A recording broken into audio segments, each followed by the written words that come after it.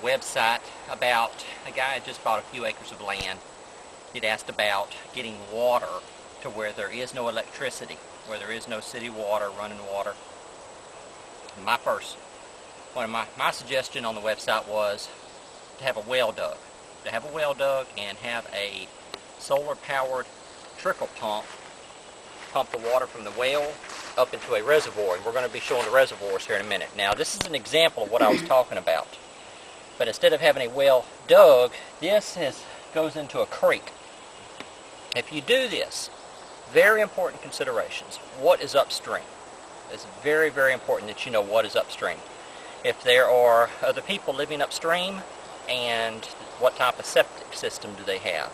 If they have sewage on top of the ground, or where sewage can flow into the water, you have the risk of polio, typhoid, and cholera. If there's livestock upstream, cows and horses, it looks like my wife is holding the camera crooked. Are you? No? Okay. If you have livestock upstream, you have the chance of cryptosporidium, which is a waterborne disease, cause intestinal illnesses, very hard to kill, resistant to chlorine, a little resistant to boiling. So whenever you have this type of setup, you should be aware of those types of diseases and how to prevent and or treat them. So now, what this type of pump does is it runs off a generator. If you have a generator, you're limited by your fuel supply. So for this type of setup, I really recommend some type of solar-powered trickle pump.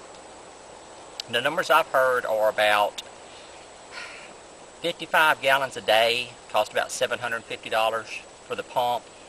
I got that information, I don't know, 6 months, a year ago, so the prices may have changed.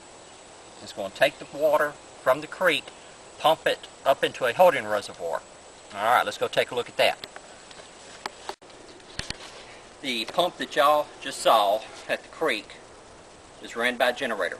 It pumps it straight into this holding reservoir.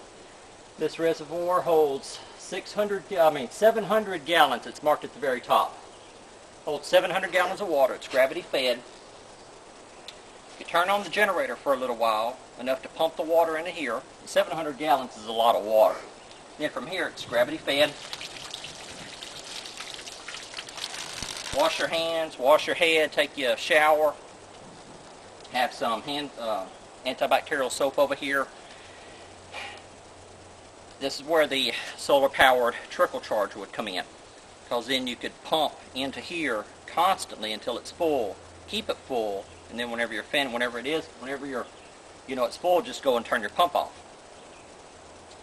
And well, that's it. That's the type of setup that I recommended on the website, and here's you an example of it. Thank you for your time.